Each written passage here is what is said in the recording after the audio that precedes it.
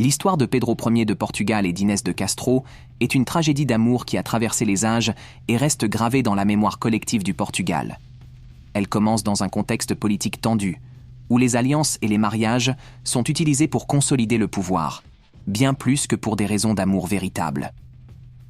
Pedro, jeune prince héritier de Portugal, rencontra Inès de Castro, une noble galicienne d'origine espagnole, dans les années 1340. Inès faisait partie de la cour de la reine, mais leur rencontre ne se limitait pas à des échanges de courtoisie. Très vite, Pedro tomba éperdument amoureux d'elle. Leur amour se développa en secret, loin des yeux du roi Alphonse IV, le père de Pedro, qui n'approuvait pas cette relation. Il craignait qu'Inès, une étrangère, n'acquiert trop de pouvoir et d'influence sur son fils. Le roi Alphonse, inquiet de la situation, finit par prendre une décision brutale. En 1355, il ordonna l'exécution d'Inès, la considérant comme un danger pour l'avenir du royaume.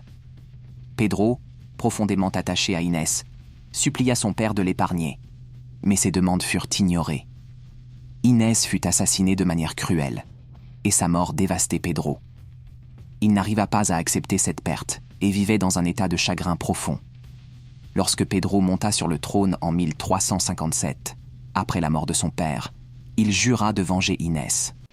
Mais sa vengeance ne se limita pas à tuer ceux qui étaient responsables de son meurtre. Un acte beaucoup plus choquant suivit. Pedro, dans une démonstration de son amour éternel, fit exhumer le corps d'Inès, qui avait été enterré dans une tombe ordinaire. Il ordonna de la préparer pour des funérailles royales. Le roi fit ensuite asseoir le corps d'Inès sur un trône, le couronna comme une reine, et força toute la cour à prêter serment, en la reconnaissant comme la reine légitime de Portugal, malgré sa mort.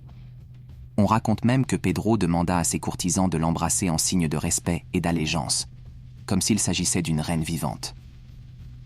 Cet acte choqua profondément le royaume et renforça la légende autour de leur histoire d'amour tragique. Ainsi, l'histoire de Pedro et Inès est bien plus qu'un simple drame d'amour.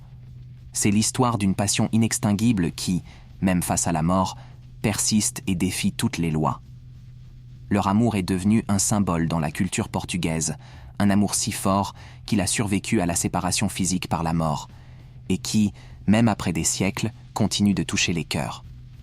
Le nom d'Inès de Castro reste un symbole de l'amour absolu, celui qui ne meurt jamais. Découvre l'histoire autrement. Abonne-toi, like et partage.